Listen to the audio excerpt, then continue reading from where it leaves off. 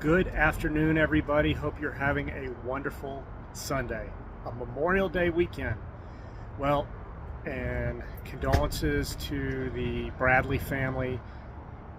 You know, they every probably holiday and weekend that they remember with Amy, even though it's been so long, it's probably tough for them. So let's say a prayer or just send them good wishes. And good wishes for anybody who's going through depression. I'm still and starting to come out of it about with that. If you're dealing with mental health issues, whether it's chemical, whether it's family, it's personal, been there, and I'm currently coming out of it in it. So my heart goes out to you. I hope our community can help you out. We're all here for each other. So please, I wish the best for you. I'm going to talk about Lynn Bradley, and we previously talked about Amy Lynn Bradley seen in Trinidad. I'm very familiar with Trinidad. I'm practically from there. Trinidad and Tobago. I don't mean Trinidad, Colorado. I think wouldn't be applicable. And if you know anything about Trinidad, Colorado, it's the gender reassignment capital of the United States. So for those of us who live in the Southwest, if you want to get gender reassignment surgery, go to Trinidad, Colorado. And a lot of people, they really, when I say Trinidad, they think I mean Trinidad, Colorado. I don't think cruise ships go through Colorado, but correct me if I'm wrong. So, Amy Lynn Bradley, Trinidad, Venezuela, Margarita Island. I'm going to bring up a name that I've lightly brought up, and I'm going to clear this up. Like, private message me if you want to know what I do for a living. I'm former law enforcement, but it's not something I retired from. So I'm very familiar with DNA testing, working with the FBI, working with federal agencies, finding missing people. I am big into search and rescue, and my apologies for that. That's just New Mexico, asshole. But it's so beautiful out. I wanted to film this outside. I don't want to be inside. It's finally cooling off. So as I was saying, federal agencies, I'm very big into missing 411, and that's a whole nother series. I look for missing people. I understand identification of deceased people, remains, working with law enforcement, international. This channel is all about international and animal rescue, animal welfare, specifically as well protecting misunderstood animals as reptiles. This has nothing, obviously Amy Lynn Bradley doesn't have anything to do with that. So we're going to bring up a name that you've seen and clear it up. I want to let everyone know as well, and you've probably seen this, and I don't want to disparage any other channels, but there's a lot of channels out there of people who have, and I don't want to sound arrogant, but to understand this case, you have to have experience in the field of any of this. I know there's a lot of armchair detectives and ID channel wannabes who get information, and the stuff I've heard is really bad for the whole thing, and it's going to confuse people. As I've stated, I do think she fell off the ship. But I also leave it open for and I'm leaving in not only just falling, not only I mentioned the 92% falling, 8% she was unalived.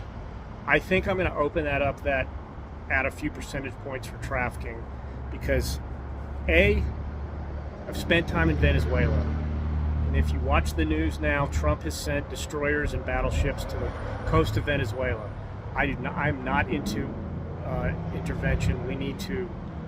Russia and Ukraine, please stop. Israel and Gaza, hopefully that calms down.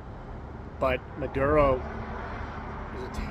is the Kim Jong-un of the Western Hemisphere. So on a side note, he really needs to be taken down. Because number two, right now, let's say Amy Lynn Bradley is there or been there, or her remains are there, or even we go with the falling, the remains ended up there. We go with she was kidnapped and trafficked, she's there. We go with she was unalive, she's there. We can't do anything. Venezuela is on the par with North Korea.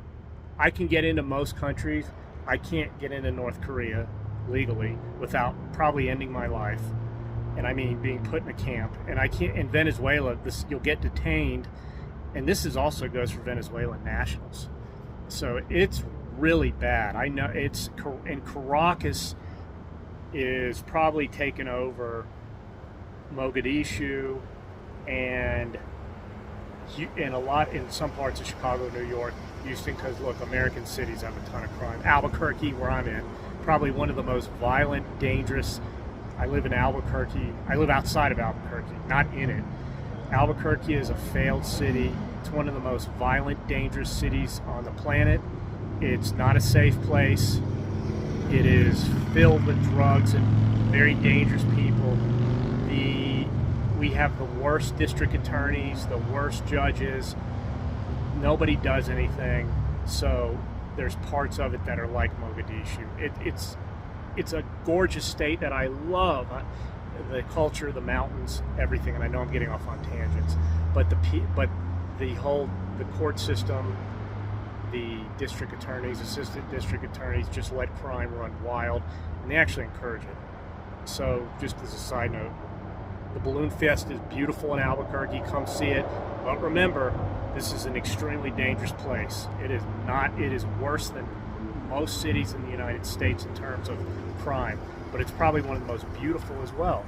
Because I pointed out to you guys. There's the Sandias. I mean, look at that.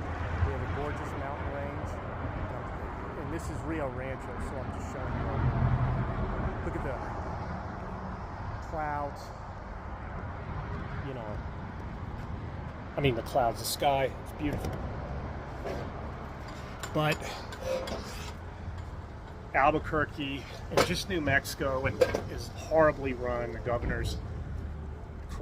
governor's corrupt, involved with the cartel. The mayor's very corrupt. He's involved with the cartel. He has felonies. The governor has felonies. There's a lot of just corrupt things going on, unfortunately. We have no control over. But, you know, nowhere's perfect, and this is where I am now. I love the state for the beauty, the culture. We have ancient Indian ruins here. I say Indian, Native American, but in the context of that, because I'm very respectful to Native culture, and I love it. We have a lot of old Spanish history here as well, which is great. So, Alfred Cotton, we're just going to get into it. A name you may have heard, and I'm going to clear this up. Alfred Cotton had an organization that was basically for sex tourism called Affordable Adult Vacations, located, and you keep hearing the Dominican Republic, but it was also in Trinidad, Margarita Island, which is Venezuela, Honduras, Central America, cotton, and there is another trafficker involved with cotton as well, who was based out of Trinidad. Not getting mentioned. The FBI has this information. So, Cotton is the individual that the Carmichael, the computer engineer from Canada, claims he had when the first guy who's the most credible that was on Curacao at Port of St. Marie diving in 1999, when not many people were, only locals knew about that. He saw a woman, Caucasian woman, had the same facial features, Amy Lynn Bradley, fair, green eyes, attractive, athletically built, supposedly had that tattoo, and again, that Tasmanian devil tattoo was not as common. Tattoos just weren't common in the 90s. It wasn't a thing. Like now, it's like jewelry. Everyone has it, except me. I don't have any. But Amy, she was with two males. And one of the males, by the sketches, has been identified as Alfred Cotton. Now, I've already examined these sightings and picked them apart, but I'm also open.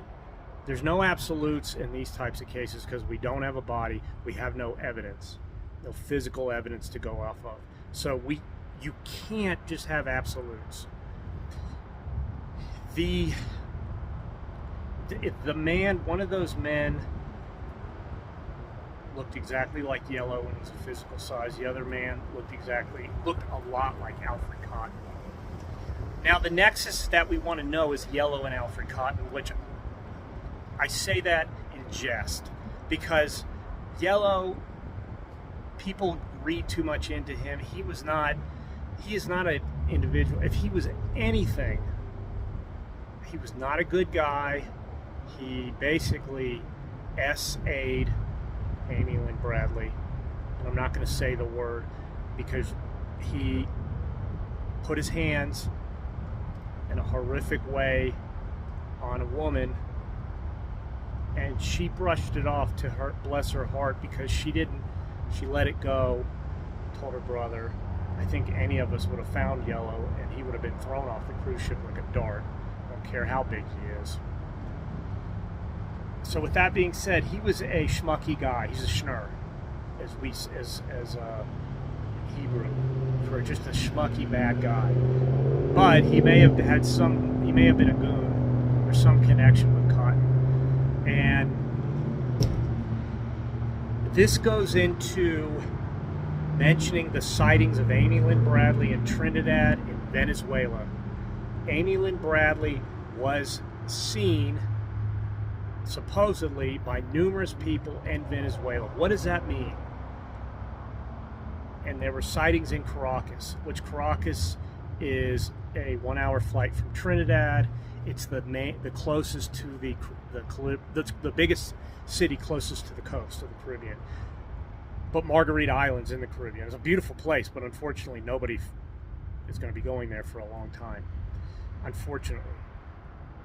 Margarita Island is known for a tremendous amount of sex trafficking. Tremendous amount. Now, Cotton was trafficking women in Margarita Island through Trinidad and in Trinidad. See, I'm going to tell you something about Trinidad, why Trinidad's important. In the late 90s, Trinidad had a situation where, because they have a Muslim population, it's a very interesting island, and there had been a lot of conflicts between non-Muslims and Muslims there. And there was a situations where Muslims ended up unaliving a member of a political party, taking over like their version of the Pentagon in Port of Spain. So there was the point being, in the late 90s, this went through the 80s and 90s, Trinidad was just very, unfortunately, disorganized, not like it is now. It's still a very dangerous place, but if you're not careful. But they found oil, it's a lot better. And it was very easy, if you're trafficking and doing anything, drugs, then humans, then animals, which animal trafficking is massive, which people don't realize. You got boats going back and forth all over the Caribbean filled with every wild animal you can imagine. There are mambas being flitted around I'm talking about green and black mambas, poisonous snakes, because you can make a lot of money selling those in Florida. Now, why in the hell do I say that? Because of the money, and that goes to show these traffickers will traffic anything, because a mamba will take you out in a millisecond. So, Cotton is in federal prison, and the FBI knows that. The FBI, the Netflix documentary does not mention half of what is going on with the trafficking at all. There is Alfred Cotton. There is another trafficking group connected through the cartel that was trafficking if Amy Lynn Bradley was trafficking that trafficked her. Now, why is all the attention on Amy Lynn Bradley, this innocent person, woman, who's from Southern woman, nice person from Central Virginia? And what if that is the case, and she's in these places, she was seen in these places. I'm not talking about Barbados. That I don't buy, and I'm not talking about the Navy guy. I don't buy that either. I'm talking about Trinidad, Tobago, Venezuela. The point is that Amy Bradley, and here's the canard with this, and I'm going to play devil's advocate to my own thesis. And please, everyone who has defended the falling, bless your heart. I want to play devil's advocate because I'm open to everything because of this new information that are sealed FBI records. Even though they have the case open, they can't give out, this is not public, and it comes into laws because Cotton is in prison with other people. But Amy, this is, if she was kidnapped and trafficked, Amy Lynn Bradley was unfortunately at the wrong place at the wrong time. The metaphorical hot spot, unfortunate situation. Because you have a Caucasian woman, a Southern woman, there's no, she's there for 7 days, she's with her family. Why would they do this? Because at that time, Cotton was at the highest point of, when I say, I guess you could say in his prime, would be analogous to a boxer, of the trafficking and looking for people, women to traffic, and had his goons, his people everywhere. And there is one thing that is very interesting and disturbing and downright terrifying that is unbelievable. Do you all know what this one thing is? And I ask you that. Have you all seen it? Especially those of you who are very well studied on this case.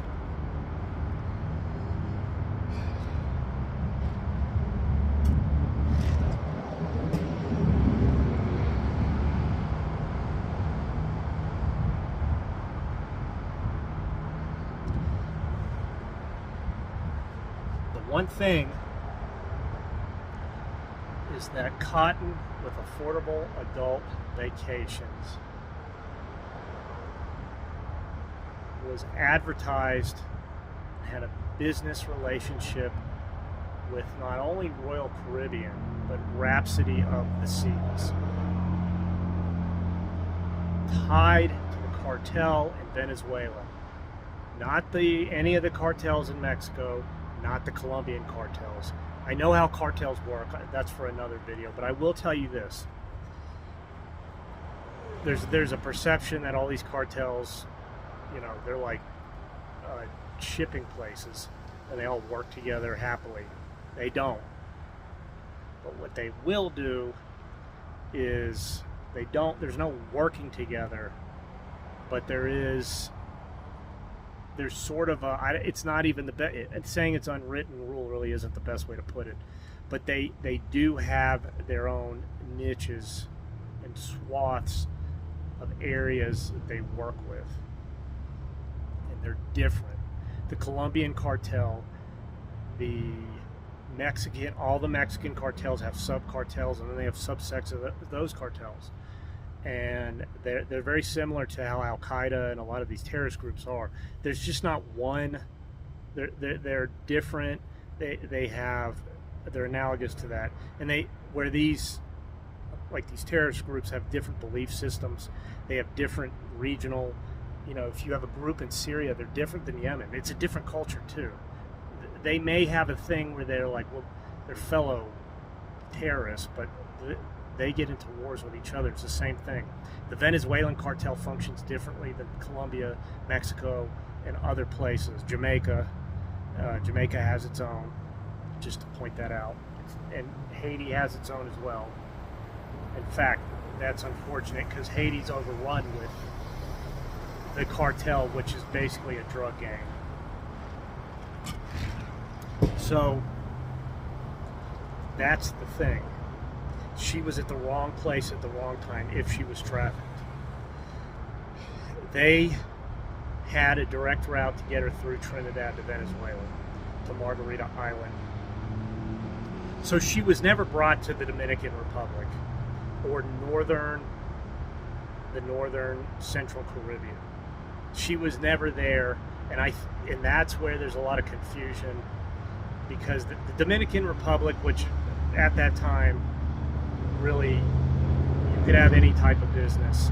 Cotton was making a lot of money, was very big there, but he was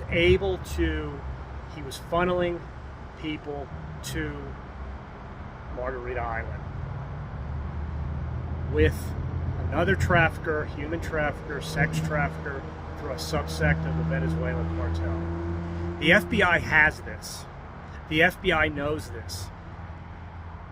And let me tell you this, the reason the case is open, which makes no sense after 27 years, there's nothing there, there's no body, there's no evidence, there's nothing has been mentioned a million times, is because of this. Why was this not mentioned in the Netflix documentary? Well, 3 reasons, which is a very interesting but also technical. And some of you understand entertainment law and law in general. Number 1, Cotton is in prison. Now that's public information.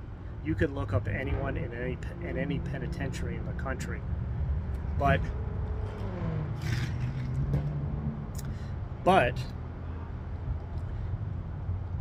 the documentary, Netflix could not have any access to that because of, it's not just FBI information. There are other agencies that hold that, because that ties into this situation right now in Venezuela, has been looked at for decades. Venezuela has been a rogue country for a long time. Maduro is nothing new. Hugo Chavez was nothing new either, but he really set the precedence for being problematic, because Chavez, Kim Jong-il, Kim Jong-un, the leader of Syria, various other terrorist countries. This information is closed off. Number 1. Number 2, lawsuits. That's why the documentary didn't mention it. It's complex. So that's what's left out. They get into the detail, and what Netflix does, and they're very good at that. They steer people, and it's been mentioned a lot, and I completely agree. That documentary could have been 1 hour, or rather 1 episode, and hour and a half, 1 hour, hour and a half. You could put it at that. They cut out they had all the friends and all that. That doesn't have anything to do with anything. We get it. She was a nice person. The family's nice. But the whole, and then going into such details with a lot of random things of sightings or supposed sightings, and elevators and glass elevators and dance areas and tapes of people dancing, which doesn't matter. The Chris Fenwick thing, where he was the gentleman who he did the one thing he did a great thing. He had the tape of her and Amy Lynn Bradley in yellow dancing, so it shows something. That's all they have. But really, other than that, that doesn't do anything, unfortunately. There it goes again, trying to sit outside. That's a New Mexico thing. You got a doofus who has nothing going on in his life, but so doesn't fix his carburetor and feels like trying to speed up and down highways.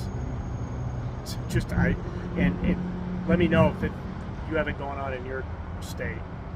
The difference is in the high desert, it's like echoes. So my apologies for that. I thought this would be, I didn't realize how busy it is. But yeah, that's what's going on. That's a situation. If Amy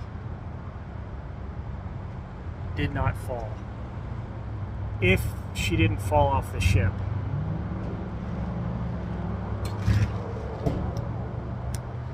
because one thing too the FBI knows, the drug thing, the part which I've talked about, did she go off the ship to go buy drugs and then something happened? Or did she get in a situation with Yellow or another male and they tried to essay her and she fought back and then they unalived her? Any of that stuff. A lot of those are, I mean, there's a lot of stuff going on, a lot of hoops there. But if we take that out and go into the trafficking part of it, there's way more to it if that's what happened. It's not just she was walked off the boat and then handed over and just trafficked. There was much more to it. And Alfred Cotton and others are involved. And the final thing I'm going to leave you with, and I did think this was absurd and ridiculous, this supposed sighting in San Francisco. I don't know why she would be there. Someone came up with some reason, some people, but someone who looked like her was with Cotton in San Francisco before he was arrested and taken down. These are something to think about. Don't think for one, I work with the FBI. Don't think for 1 minute they are kosher with anything. Those agents on that documentary were fantastic, but you're talking about a giant organization. Big picture, everyone. The problem with that documentary, there's no big picture. People are getting caught up in minutiae details that really, you go down a lot of rabbit holes that are irrelevant. It's very common with missing people. But big picture is you have a massive federal agency that is bloviated, that doesn't function well, and there's nothing high speed about FBI agents. That's another thing. They're very smart people. You need to have multiple languages. You need to have a master's degree.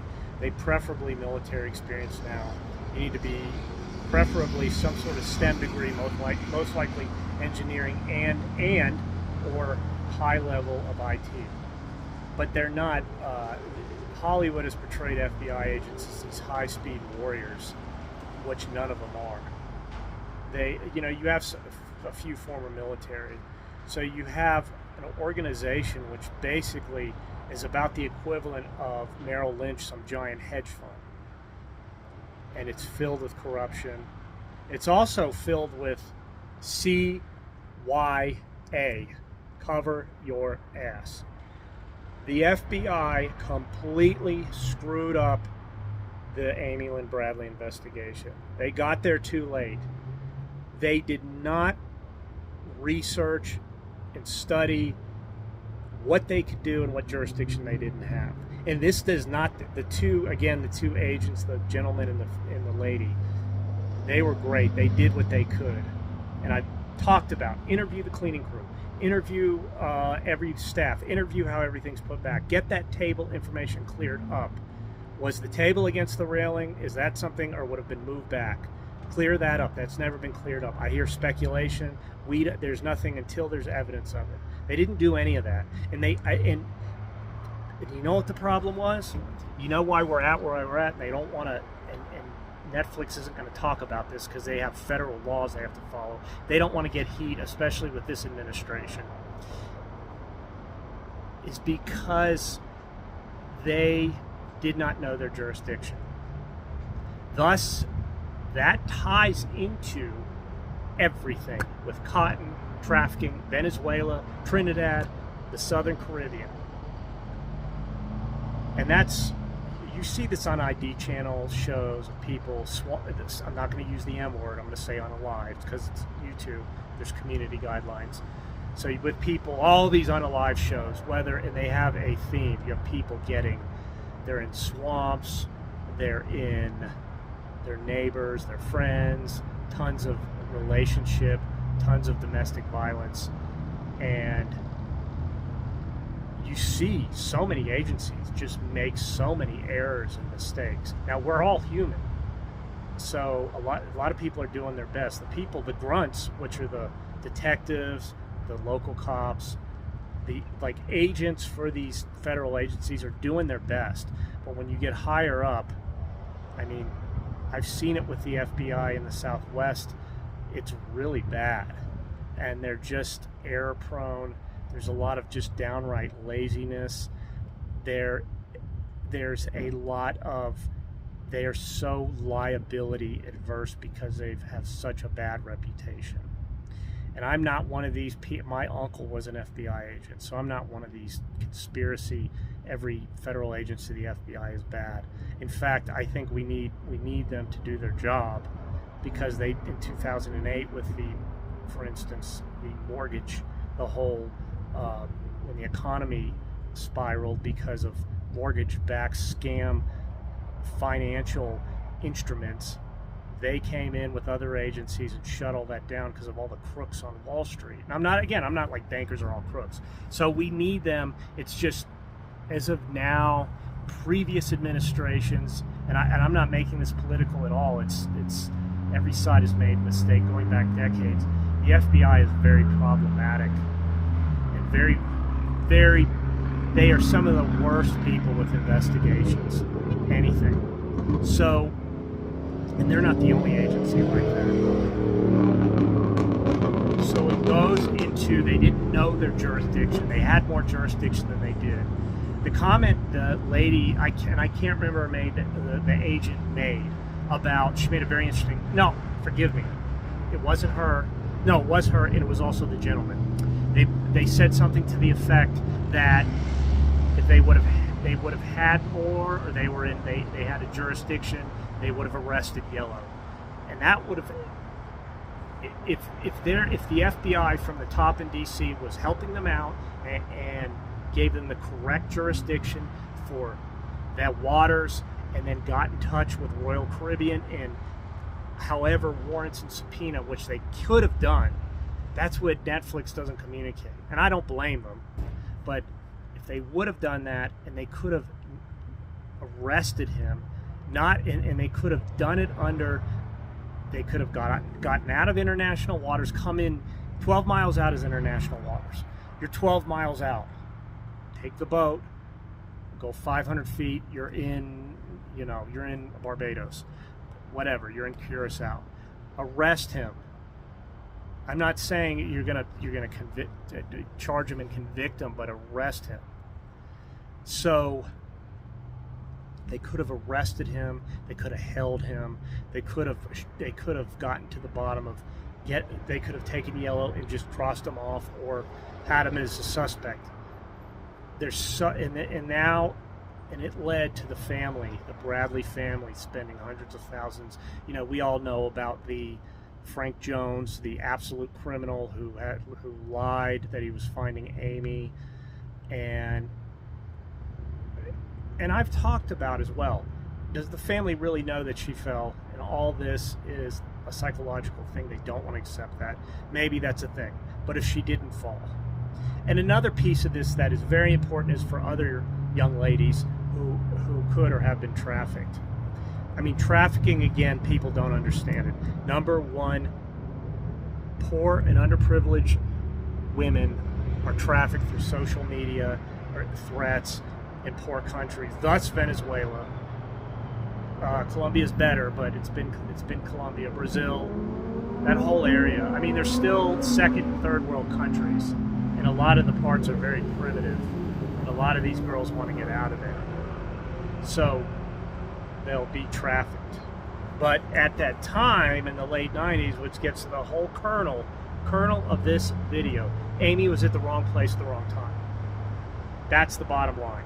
And why, and this is another question to ask yourself, why Amy? Why not those two young girls who were like 18 or 19 who claimed they saw her some sort of glass elevator with Yellow? At the time frame, she probably or may have fallen. Why didn't they take her? I'll tell you why they didn't take either of them is because neither of them, Yellow had flirted with them. And these were young girls from the South. They were shy and kind of distant. Amy was out there. What I mean, she was out there. She was putting herself out there. She was accessible, and she was. And then the other side of it, they were hunting for Western American women, probably British women, Australian women who looked different. That's why, who looked different than what they had to traffic. That is why Netflix is not going to mention that. I unfortunately, I mean, due to just political things, due to guidelines, due to many things, they're not going to talk about that. Or if they do say it, they're going to say it in a very covert way, not a transparent way. The poor thing was, wow, this was at its height in the late 90s and early 2000s. And there was no armor against it, no metaphorical armor. So Cotton, the other traffickers, a cartel in that area, which is still bad in a lot of ways. And again, Trinidad, I love you. I love the people there. I want to become a citizen. I love Trinidad and Tobago. Beautiful island, beautiful people. Guyana, I love you. Venezuela, I love you. I love the people. I hope Maduro gets removed. I hope Venezuela gets, they get all the resources get used to give the people a beautiful life. 100%. And Guyana is left alone. They found oil. I was recently there. Beautiful country, beautiful people. Love it, love it, love it. And it's turning around. President Ali Singh, I don't know if I'm saying that right. Beautiful man, wonderful. He is rebuilding, or rather building, Guyana. There were people, I landed at 3 in the morning, 4 in the morning, driving to my hotel. There were workers building up, making Guyana look wonderful, look amazing. Turn it into and it is a great place. You have the most fantastic animals you could imagine. So, and Guyana is was another very easy place to traffic through. Now they've gotten a lot of things under control. That's a good example because of finding oil. So the oil companies there have huge investments. So they don't want funny business. And when you have oil involved, the oil companies will be like their own military. The only reason they haven't done that in Venezuela is because Venezuela's made their military. They've nationalized the oil. So there's no commercial oil companies there. They're selling it to them. Let me just clear that up so people don't understand that. Exxon, Shell, Conoco, BP, any of these places you see, they're not in there.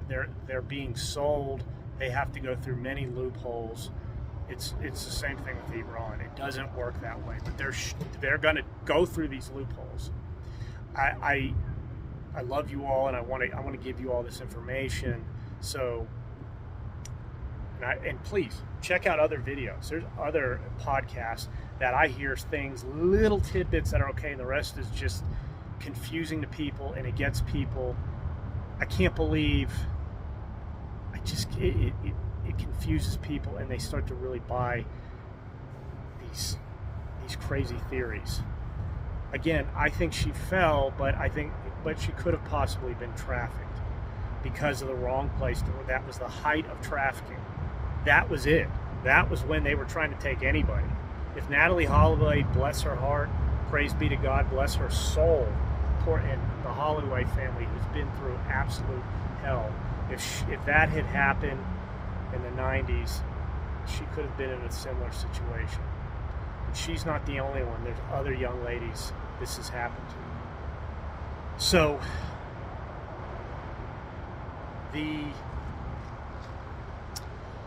that's it with this. I hope everyone thinks about this, and it gives you a different perspective and understanding. We got FBI corruption from the top, not the grunts on the bottom, not the hardworking agents. They have a ton of information on the traffickers, Cotton, everything I mentioned, that none of it's been released. The case, that's why the case is open. Yeah, the case is, they have it, and the case is open, but the two aren't going to go together. And you're not going to get your hands on that. And the family probably has some of that, but there's a reason they think she's still around. There's a reason. Number two, all the political machinations of what's going on in the Southern Caribbean. And then the number three, what was going on in the 90s. Amy Bradley, unfortunately, in spring of 1998, it could have been someone else and it would have happened. If it did happen, wrong place at the wrong time. And nothing she did wrong. It was just that being a young American woman who was attractive, who was fun, who was nice. She was easy to, she stood out. I mean, they make that clear.